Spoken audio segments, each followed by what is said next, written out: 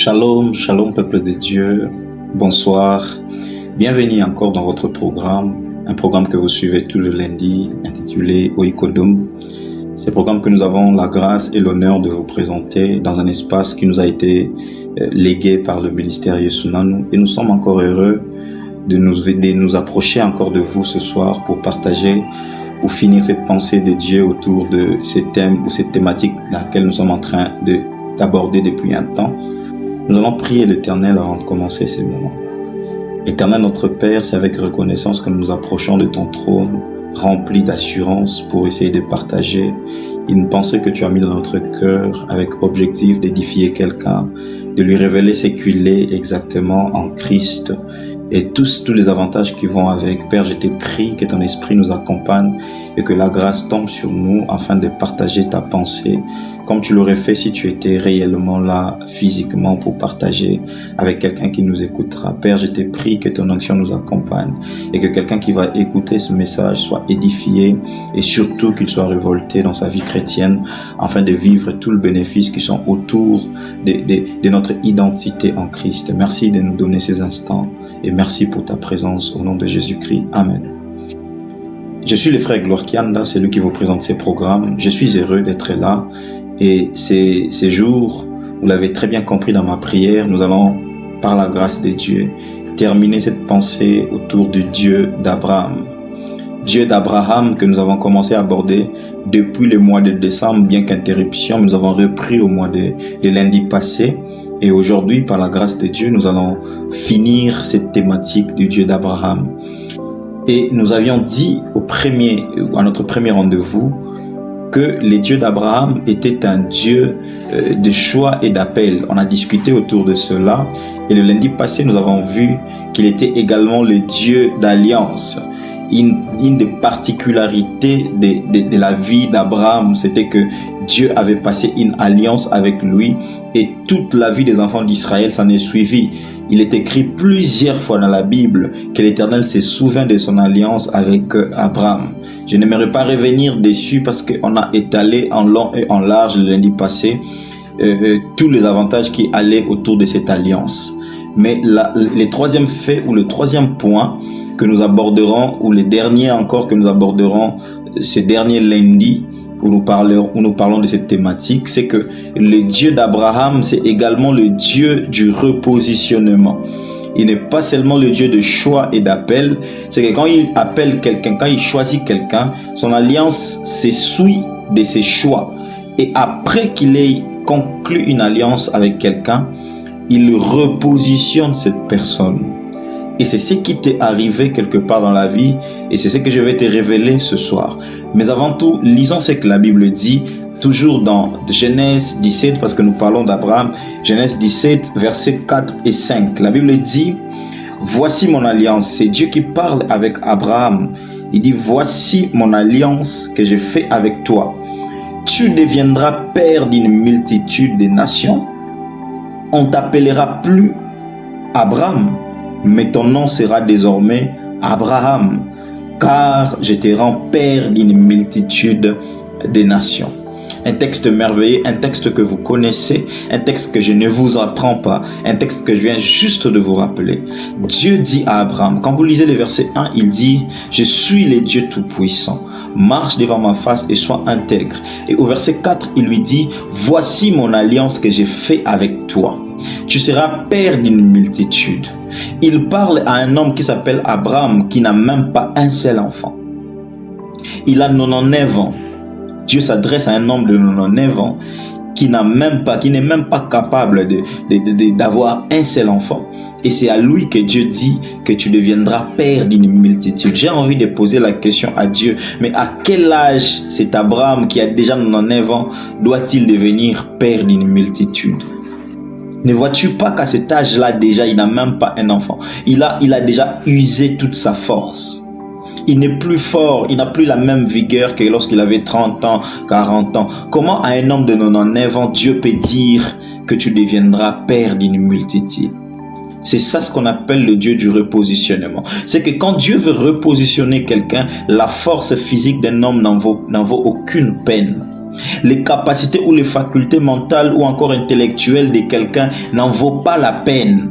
Parce que Dieu est capable de prendre un homme qui est incapable de concevoir un seul fils et faire de lui le père d'une multitude, même s'il est à un âge très avancé. C'est ça le repositionnement de Dieu. Je vous avais dit que dans la maison du père d'Abraham ou Térak, il n'y avait pas seulement Abraham comme enfant, mais Dieu avait choisi Abraham et il a marché avec lui pendant tout ce temps-là jusqu'à ce qu'il atteigne 99 ans. Et à 99 ans, Dieu est en train de dire à Abraham que je ferai de toi le père d'une multitude. J'ai envie de dire à quelqu'un, si le même Dieu, le Dieu d'Abraham que je vous ai révélé jusqu'ici, est le même Dieu que nous prions, si il l'a fait avec Abraham et que la Bible dit qu'il est le même hier, aujourd'hui et éternellement, j'aimerais vous rassurer, il n'y a rien qui va l'empêcher de faire la même chose avec vous. Alors vous qui avez déjà atteint, je ne sais pas, un âge avancé dans certains domaines, tu t'es dit, je ne me marie pas parce que j'ai déjà atteint l'âge, peut-être que le mari ne viendra plus, peut-être que l'argent ne viendra plus, peut-être que la promotion ne viendra plus. J'aimerais te rassurer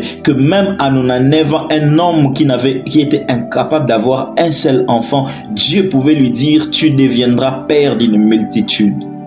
Et je ne vous apprends pas la suite de cette histoire. Vous savez que Abraham est réellement devenu père d'une multitude. C'est d'ailleurs lui notre père.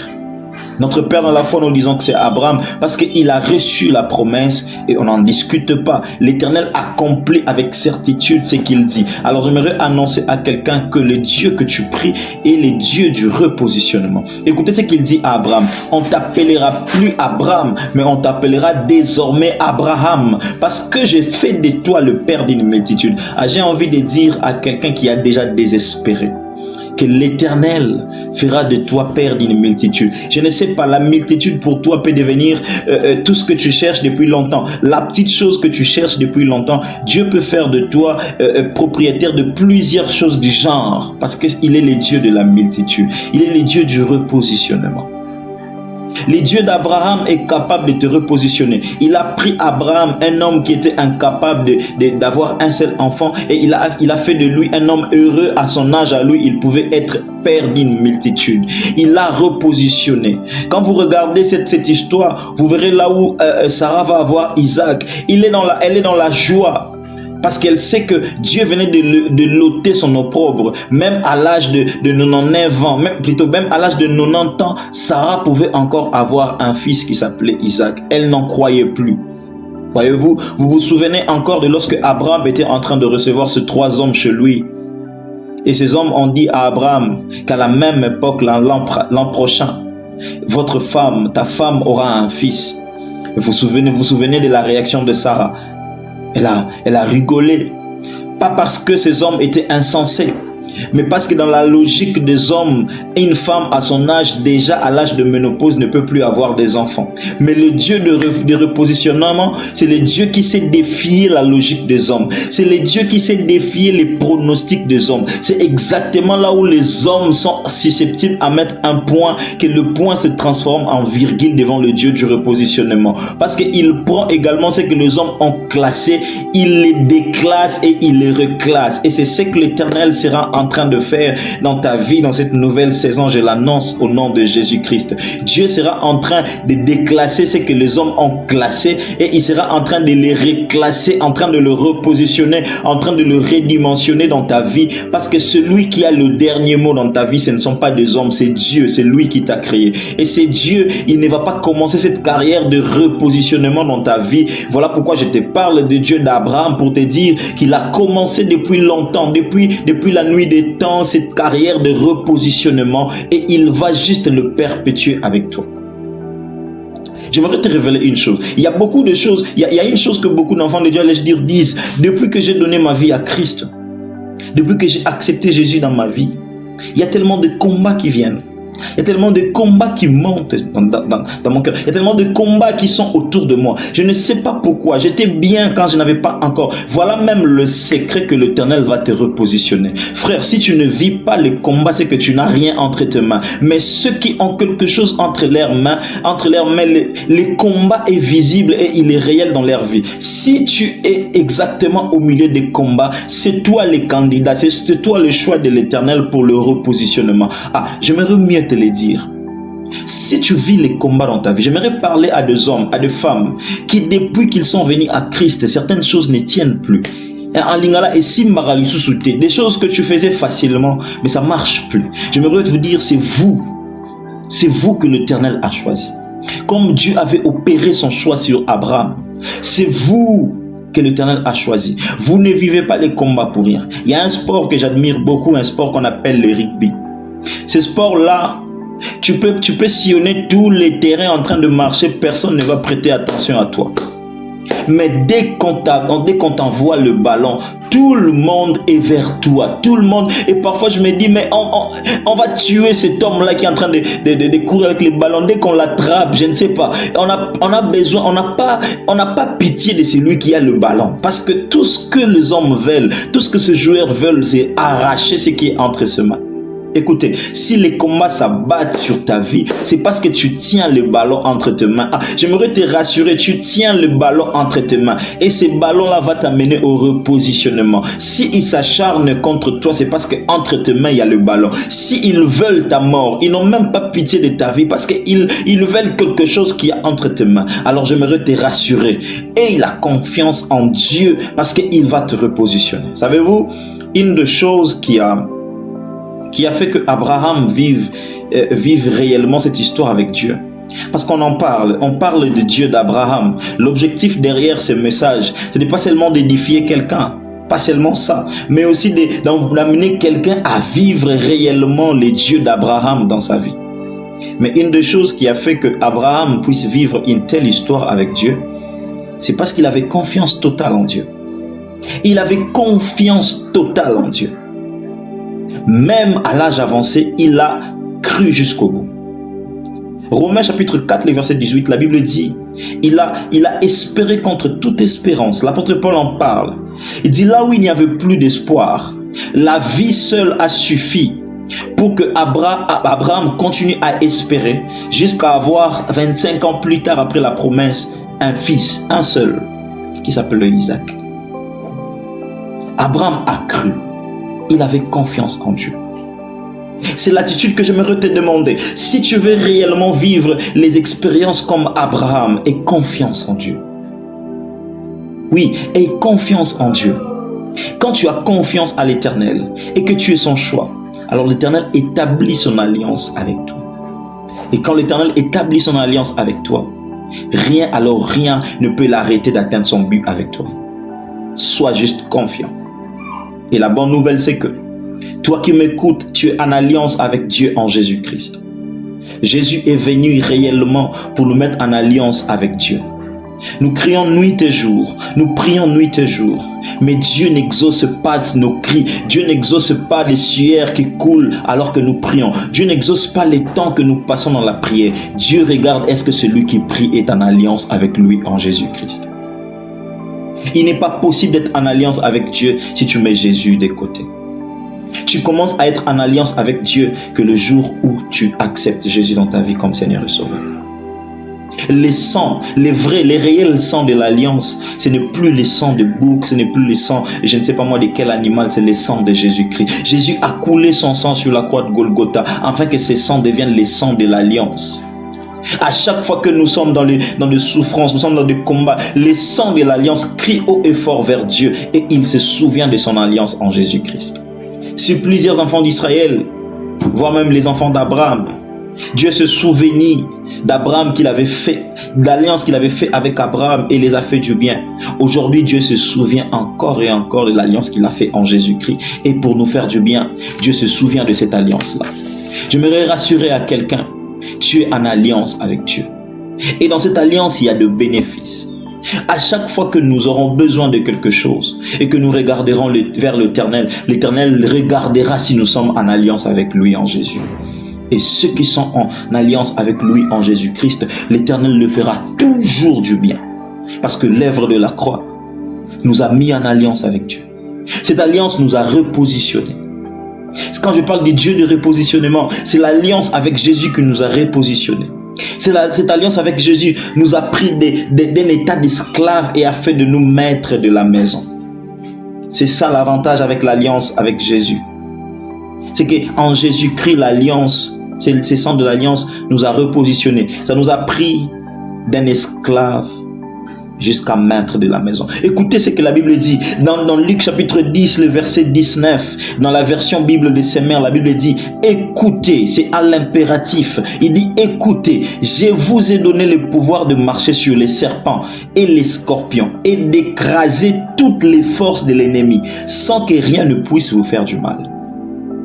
Ça, c'est le repositionnement. En Jésus-Christ, Dieu nous a donné le pouvoir de marcher sur le serpent, les scorpions et d'écraser toute la force de l'ennemi sans que rien ne puisse nous faire du mal. C'est ça le repositionnement. Dieu nous a pris d'une situation où nous étions esclaves du monde, esclaves de l'ennemi, esclaves du diable, esclaves du péché. Et il nous a amenés jusqu'à devenir maîtres de toutes ces choses. Et il nous dit, je vous ai rendu capable, je vous ai donné le pouvoir de marcher sur tout, de marcher sur les serpents et que rien ne pourra vous nuire. Mon objectif derrière ce message était de révéler à quelqu'un que le Dieu d'Abraham est encore à l'œuvre jusqu'aujourd'hui, mais il agit en Jésus-Christ. L'objectif derrière mon message, il est devenu finalement évangélique à la fin. Vous avez annoncé que c'était d'abord un message prophétique. Mais enfin, il est devenu un message évangélique. Qu'il est possible que quelqu'un vive les mêmes choses que Abraham a vécu avec Dieu. Mais il était confiant à l'Éternel. Ainsi, Dieu a établi son alliance avec lui. Si tu es confiant, si tu crois en l'Éternel, Dieu se propose d'établir une alliance avec toi en Jésus-Christ. Il suffit juste d'accepter Christ dans ta vie comme Seigneur et Sauveur. Il suffit juste de croire en lui. Il suffit juste de dire aujourd'hui je veux que l'Éternel habite dans mon cœur. Et ainsi l'Éternel Dieu fera son alliance avec toi. Et dès que tu entres dans l'alliance avec Dieu en Jésus-Christ, cette alliance va te repositionner. Tu étais esclave de certaines réalités dans ta vie. Tu en avais marre de certaines réalités dans ta vie. Tu n'en pouvais plus dans ta vie de certaines réalités. Dieu est susceptible à te repositionner. Mais le secret passe par l'alliance avec Jésus. C'est cette alliance qui te repositionne. Te fait quitter d'un état d'esclave à un état de maître de la maison. Maître du lieu. Maître de la place. Et que là où tu es, plus rien ne peut régner. Plus rien ne peut régner. Si ce n'est que ton alliance en Jésus-Christ qui te fait régner toi. C'est toi le maître de la place. Je suis venu dire à certaines personnes qu'il doit cesser ces temps où tu es toujours esclave de certaines réalités alors que tu es en alliance en Jésus-Christ. Tu dois devenir maître de la maison. Voilà pourquoi, depuis le début de mon message, il y avait deux catégories que l'Éternel m'avait mis à cœur, avec qui je devais partager cette pensée. Toi qui m'as suivi du début, depuis que j'ai commencé les dieux d'Abraham, jusqu'aujourd'hui, sûrement l'Éternel avait besoin de toi. Dieu m'a parlé de deux catégories de personnes. La première catégorie de personnes, c'est ceux qui me suivent, mais qui n'ont jamais donné leur vie à Jésus. Toi qui me suis et qui n'as jamais donné ta vie à Jésus, j'ai une bonne nouvelle pour toi. Si tu me suis, c'est parce que tu es le choix de l'Éternel. Et c'est parce que l'Éternel t'a choisi. Le Dieu d'Abraham est un Dieu d'appel et de choix. Si tu me suis, tu pouvais bien être ailleurs, mais si tu me suis, c'est parce que Dieu t'a choisi. Et si Dieu t'a choisi, c'est parce qu'il veut faire son alliance avec toi, en Jésus. Et dès que tu entres en alliance avec lui, il va te repositionner. Toi qui me suis, j'aimerais prier un peu avec toi. J'aimerais que tu fermes légèrement tes yeux là où tu es et que tu répètes après moi. Seigneur Jésus, je viens devant toi. J'ai écouté ta parole. Je veux moi aussi faire partie de ta famille. Je t'accepte dans ma vie. J'accepte de tout abandonner entre tes mains. J'accepte de tourner le dos à ma vie passée. J'accepte de t'ouvrir mon cœur et que tu viennes habiter dans mon cœur. Et que tu deviennes mon Seigneur. Et qu'en toi, je sois aussi en alliance avec Dieu. Afin que moi aussi, je devienne maître de la place. J'en ai assez d'être esclave du monde et de péché. Je vais dominer sur ces choses. Pardonne-moi pour toutes les fois où je n'ai pas compris ton message, toutes les fois où je l'ai écouté, mais je t'ai tourné le dos, toutes les fois où j'ai refusé de croire en toi. Aujourd'hui, je t'accepte dans ma vie. Au nom de Jésus-Christ. Amen. J'aimerais prier avec une deuxième catégorie de personnes. Ceux-là qui m'écoutent, toi qui m'écoutes, et qui veut renouveler ton alliance avec Jésus. Tu as déjà cru en Jésus, mais beaucoup de choses ont fait que tu as perdu ton alliance avec Jésus. Tu ne la sens plus. Tu l'as tourné le dos. Tu es rentré dans ta vie ancienne. Ou encore tu es là, mais tu ne vis plus la vie de communion avec lui. J'aimerais que tu pries avec moi et que tu répètes avec moi, Seigneur Jésus, je reviens à toi. Comme la première fois où j'étais venu vers toi. Tu connais mon cœur. Tu sais que je te veux encore plus dans ma vie. Le monde m'a trompé et je t'ai tourné le dos. Je suis comme les fils prodigues. Je reviens à la maison. Pardonne mes péchés, pardonne mes transgressions et accepte-moi dans ta maison. Accepte que je redevienne ton enfant, afin de vivre en toi mon alliance avec Dieu. Merci pour ce que tu as fait sur la croix et merci pour le pardon que tu m'accordes. Au nom de Jésus. J'aimerais prier pour vous qui avez fait cette prière, tant pour la première catégorie que pour la deuxième. Papa, tu m'as envoyé et je l'ai fait tel que tu l'as demandé. Je t'ai pris au Père. Je ne le vois pas. Je ne vois pas mon frère, je ne vois pas ma soeur. Je ne vois pas quelqu'un qui a fait ces prières. Mais je sais que toi, tu le vois. Peu importe quand, peu importe où, quelqu'un sera en train d'écouter, de faire cette prière. Que ta main le touche et que ta miséricorde soit sur lui. Pardonne-le et renoue tes liens avec celui qui l'en avait perdu. Et établis ton lien avec celui qui vient de te recevoir. Deviens son Dieu et deviens son Seigneur. Plus jamais esclave, qu'il devienne maître de la place. Au nom de Jésus-Christ. Amen. Merci de nous avoir suivis. Que Dieu vous bénisse. Nous reviendrons les lundis prochains pour peut-être une autre thématique par la grâce de Dieu. Merci de rester fidèle à ce programme. Que Dieu vous bénisse énormément. À lundi prochain.